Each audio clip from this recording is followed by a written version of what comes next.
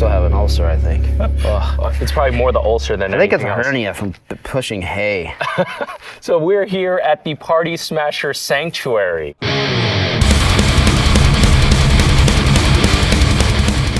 So we're here for themusiczoo.com, ESP guitars. I am here with this man who needs no introduction. He's the one that spec'd out this guitar, Ben Weinman of, well, I guess now defunct Dillinger Escape Plan, and now watcher of the Party Smasher Sanctuary. That's right. Where we're hanging out right now. How you been, man? I'm good, man. I'm good. This is a big change from being on the tour bus all the time to now It's a lot of scooping things. shit. The Lots more of poo-poo. things change, the more things stay the same. You know, I'm hanging out with a bunch of animals in a confined place.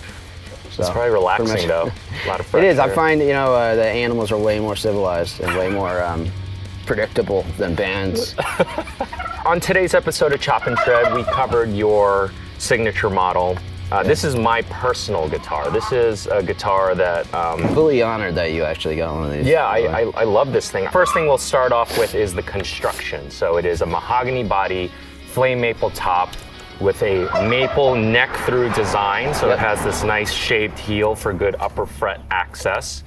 It is semi-hollow, which we will get into that in a second. What's really cool about this guitar is that it's a 25.5-inch scale length. Right. Typically a guitar of this single cut design, these body woods are more associated with the 24.75. Why did you decide to go with the 25.5? Well, I think my main goal with this guitar was to create something that was diverse and that could be used with all different styles. Like, Dillinger is a band that has so many genres, so much inspiration from different genres and so many different styles happening within a 2-second time span of our music. Literally. That not only did I want to play something that had a wide range of stylistic capabilities, but I also wanted a guitar that was marketable to people who didn't just want that typical metal-bodied guitar that was typically, used for one purpose. Also, the other side of it is that you mentioned that it's a neck through. A lot of these kind of guitar shapes and things are bolt-ons. But with Dillinger, like having a strong guitar that's going to stay in tune regardless of the abuse you give it. Right. Not only is it... Which you're known to do. Right. You're known to give abuse. Yeah, not only, I believe guitars are meant to be played and to be an extension of you. This guitar, aside from the scale length and the body design, which I love this body design, is that it is semi-hollow. Tell me a little bit more about it. So there's a number of reasons why people do find that a weird choice, because some people associate hollow bodies or semi-hollows with like kind of feedback or things that can happen in a live setting. But what I found was the combination, and I'm sure we'll get into this a little more, but I'll mention briefly like the Evertune. It does take a lot of real estate in the guitar to install an Evertune. Inside is a lot of steel. Yeah. So that takes away some of the wood, but it also creates a weight that so there's a compensation by having some of the wood taken away. So it keeps the guitar a little lighter, despite the fact that you have this piece of metal in there. It also creates this combination of both wood, metal, and air that creates a tone that's completely unique. You were with a different pickup company before. You've now gone with the Fishman Fluence.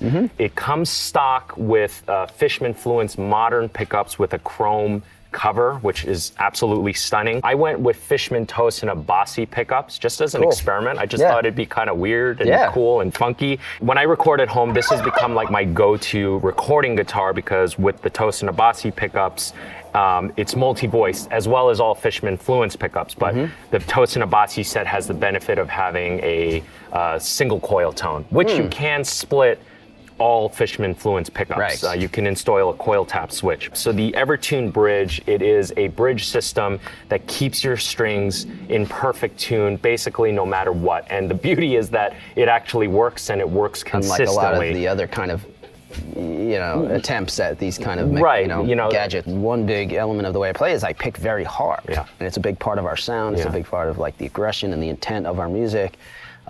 But that also creates a scenario where, like, when you're recording, you're pulling your strings, sharp, because you're hitting so hard. And, you're literally, I found myself literally recording, trying to tune to the way I play, as opposed to like the tuning of the guitar. I'd have to like compensate. I'd go, let me tune this E a little flat because when I'm picking, it's pulling sharp, Yeah. Not a problem with this. Yeah, yeah. It stays, no matter how hard I hit. Right. If I set the low E to stay, with the Evertune, you can make the strings change pitch, or you can make them stay to a note. Another feature which made it a versatile guitar that would enable me and other people to just say, I need to just record something very quickly. I don't have a lot of time to change the strings or stretch them or tune a lot. Yeah.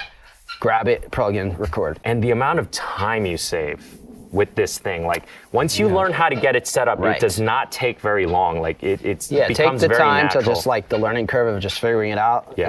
It's not too hard. And there's Ben holding a turkey. Yeah, don't eat them. I'm not gonna Don't cook them. Come on, man. I always worry he's gonna come out with his knives. I didn't bring my knife kit. Thank you.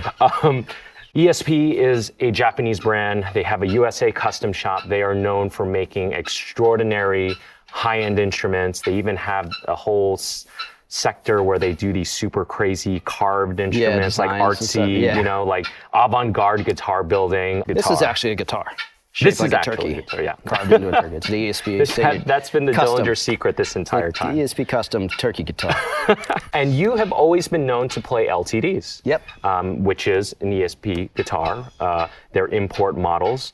Why did you go with LTDs? Ultimately, I was a working guitar player who played a lot, toured a lot, played a lot of shows, and I didn't want to worry about having, a $6,000 guitar get scratched or things like that. I needed something that functioned, that was sturdy, sounded good, and I always found that in some ways, the LTDs sounded more appropriate for what I was doing. Mm-hmm. I've played a couple of yours as I've gone over to hang out with you, noodled around on your personal guitars at guitar shops. It's been very consistent. The fret edges, the fret work, I didn't hear any dead spots on it. Mine doesn't have any dead spots. Yours didn't, the one I played at a guitar shop. Which is insane because I've literally launched my guitar across the stage and hit a wall. And then picked it up and continued to play. So. And it still played. Still playing, there's no dead spots. I can't get it to break. You can't kill it. If you're gonna have one guitar, ladies and gentlemen, this is the guitar for you. All right, cool, let's get to some cooking. So I'm gonna show you how I make scrambled eggs. This is something, again, a lot of people know how to do, and honestly, there's no wrong way, but I feel it could always be done a little better, all right? So what we're gonna need for this video is some eggs, of course, salt, oil, a non-stick pan. You're gonna need a small to medium bowl and a set of chopsticks. If you do not have chopsticks, go order some Chinese food and they'll give you a free set. And if you're too cheap to do that, then a fork will do, all right? And then finally, a plate set up and ready to go to put our finished product on. I always like to make sure I have a vessel to put my finished product on set up right before I start anything, all right? So let's get cooking. We're gonna turn our burner on, high heat, get the pan on. We're gonna get our oil in. I'm going 4 tablespoons. I'm gonna make four eggs. I feel like having 4 eggs. Can never get enough eggs. Eggs, eggs, eggs. I like eggs. All right. We got our eggs. Gonna grab our chopsticks. And now we're going to blend these bad boys. Again, as I mentioned at the beginning of this video, you can go with a fork. You don't have to use chopsticks. I just prefer to use chopsticks, and I'll explain why in a second. I'm gonna salt a little now.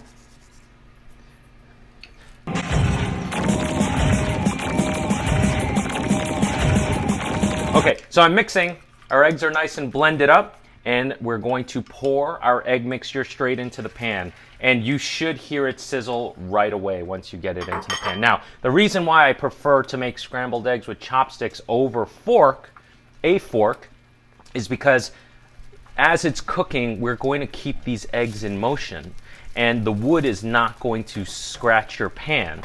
Now, if I were to go with a fork, you can still do this, but you have to do it a lot lighter. With the chopsticks, I can just kind of not think about it and move the eggs around. Now, the eggs are coming together. I'm actually going to shut off the heat and let the residual heat of the pan cook the eggs the rest of the way. And you can see it's coming together. That's about done. You still want it a little raw. Grab your spatula and let's plate these bad boys. So our eggs are nice and fluffy, a little creamy. I'm just moving them together. Remember, even though the pan is off the heat, the pan is still hot, so it's still continuing to cook these eggs. We're just gonna slide these eggs right into the middle of this plate. And there, my friends, we got us some beautifully fluffy scrambled eggs. Hope you enjoyed this video. Chef Brian Tsao, not your typical chef, signing out.